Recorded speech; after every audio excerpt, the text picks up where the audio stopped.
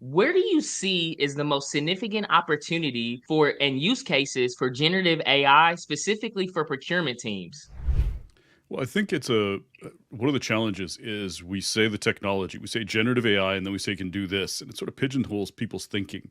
It's one of the reasons Mhm. why use case discovery and selection, it's some of the biggest challenges, especially for clients that I'm talking to.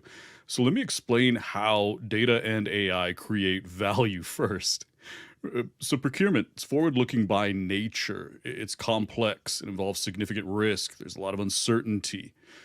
That's what data and AI do. They better than really any other technology. They manage complexity and reduce uncertainty. So instead of just saying, here's the opportunity, I want you to look for places where there's uncertainty. And if you had clarity, you would be able to deliver more value, or there would be some return on investment there.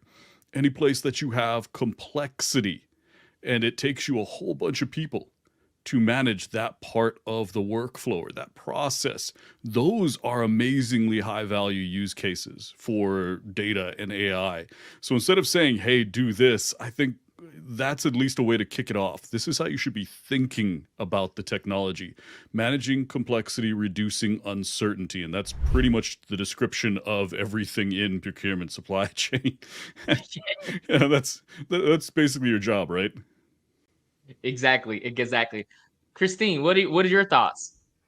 Yeah, so I absolutely agree with Vin. And when I think about the word uncertainty, statistics is the study of uncertainty in data. So I think that where we see the Mm. most significant opportunities are the areas where we're both going to save time, but also that data democratization, right? Because the things like your demand forecasts that really require a technical skill, when those become more streamlined, we open that up to more people being able to participate and more people being able to really benefit from the data. So for me, it's the things like the demand forecasts, the spend analysis, and gathering the patterns and trends there, and really, you know, opening it up so that people can spend more time on being able to analyze and understand and strategically think about this data rather than spending the time gathering it or, trying to build these demand models themselves. Yeah, Nice, nice. what? I'd have to agree with my colleagues here.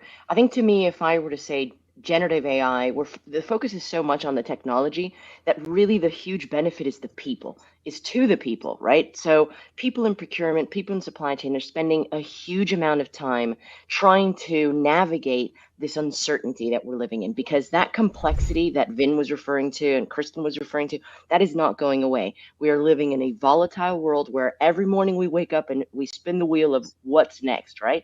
So the people in procurement and the people in supply chain have an opportunity here to get rid of some of the mundane tasks, some of the really repetitive tasks, and get to the heart of value. Get to the heart of value within procurement and supply chain. And that will be like Kristen was saying, spend analysis, supplier selection, crunching through mountains of data. As we become a more connected world, we're producing way more data. And so really getting grips to all of those things to make it easier for people in supply chain and procurement, excuse me, to actually drive value.